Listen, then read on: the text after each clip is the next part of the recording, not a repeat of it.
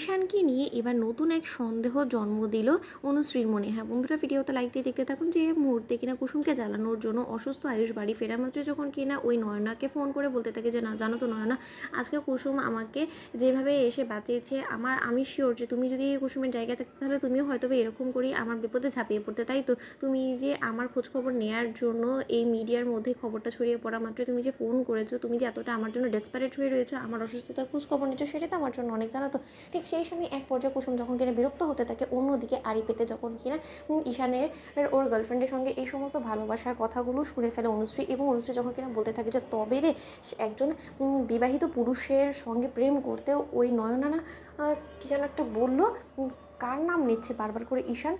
একটা মেয়ের লজ্জা করে না, একজন মেয়ের সর্বনাশ করতে এদের বিবেকে বাঁধে না। ঠিক সেই সময় এক পর্যায়ে অনুশ্রী যখন কিনা ঈশানের পেছনে গিয়ে দাঁড়িয়ে পড়ে, ঠিক সেই সময় অনুশ্রী যখন কিনা বলতে থাকে যে ঈশান অনেক হয়েছে, অনেক দিন ধরে কিন্তু আমি বরদাস্ত করছি এই সমস্ত কিছু, তুমি আমাকে একটা আগে জবাব দাও, তুমি কার সঙ্গে নতুন করে প্রেমের সম্পর্কে জড়িয়েছো বলে, তো তুমি কি জানো না যে তুমি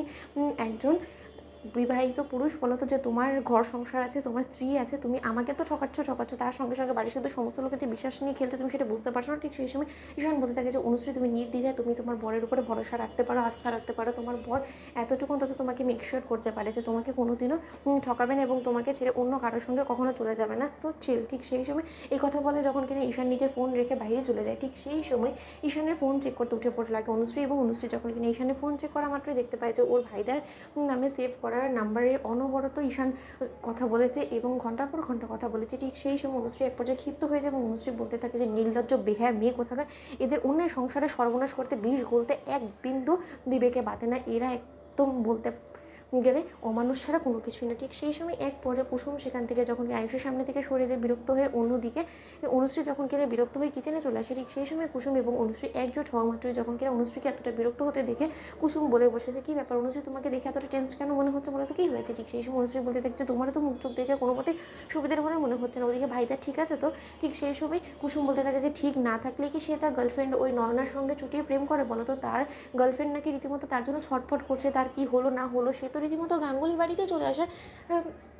ফোন দিয়ে আছে। কিন্তু এখানে ছোটো সাহেব বলছে যে না, কোনো মতেই সে কোনোভাবেই চায় না যে যতক্ষণ পর্যন্ত না গাঙ্গুলি বাড়ির বড় বউ সে হচ্ছে ততক্ষণ পর্যন্ত সেই বাড়িতে আসুক। তুমি ভাবতে পারছো, যাকে সে চেনেই না এখনও পর্যন্ত ঠিক করে, শুধুমাত্র চোখের প্রেমে পড়ে সে নাকি তাকে গাঙ্গুলি বাড়ির বউ করে তো আনার জন্য উঠে পড়ে লেগেছে। ঠিক সেই সময় অনুশ্রী বলতে থাকে যে তবে তুমিই বলছো ভাইদার কথা, ভাইদা তো না হয় অবিবাহিত পুরুষ, সে যে কোনো মেয়ের পেছনে এরকম হ্যাংলামো করতে পারে, কিন্তু ঈশানের কী হয়েছে বলো তো, ঈশান তো রীতিমতো ভাইদার নামে নাম্বার সেভ করে একজন অজানা মেয়ের সঙ্গে প্রেম করেই বেড়াচ্ছে, এবং সেটা নিয়ে আমি বিরক্ত। তো বন্ধুরা লাইক এবং শেয়ার করে সাবস্ক্রাইব করতে ভুলো না।